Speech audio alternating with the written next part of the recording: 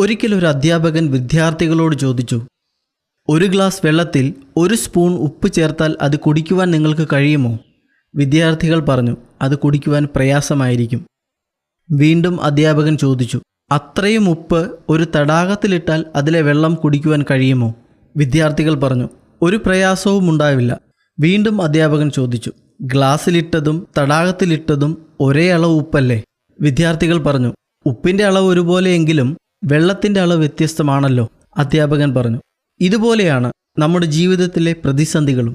അവയുടെ വലിപ്പത്തിലല്ല, അതിനെ അഭിമുഖീകരിക്കുന്ന ഓരോരുത്തരും എങ്ങനെയുള്ളവർ എന്നതാണ് കാര്യം.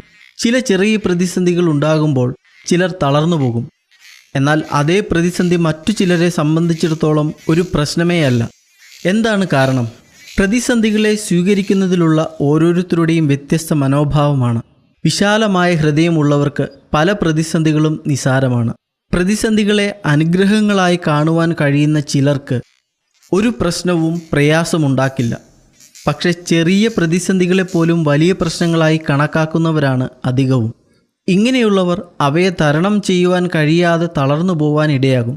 ഏതൊരു പ്രതിസന്ധിയിലും അതിലൂടെ ചില നന്മകൾ ലഭിക്കുവാൻ ഇടയാകും എന്ന് കാണുവാൻ സാധിക്കുന്നവർക്ക് പ്രതിസന്ധികളെ ലഘുവായി അഭിമുഖീകരിക്കുവാൻ കഴിയും.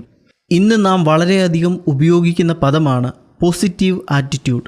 എല്ലാത്തിനെയും പോസിറ്റീവായി കാണുവാൻ സാധിക്കുന്നവർക്ക് ഒന്നും ദോഷകരമല്ല. ദൈവം നമ്മോട് കൂടെ ഉണ്ടെന്നും ദൈവം കരുതിക്കൊള്ളും എന്നുമുള്ള ഉറച്ച വിശ്വാസമുള്ളവർ യാതൊരു പ്രതിസന്ധിയിലും പതറിപ്പോവുകയില്ല എന്നത് നിശ്ചയമാണ്. അപ്പോൾ എല്ലാ കഷ്ടവും അനുഗ്രഹമായി കാണുവാൻ കഴിയും.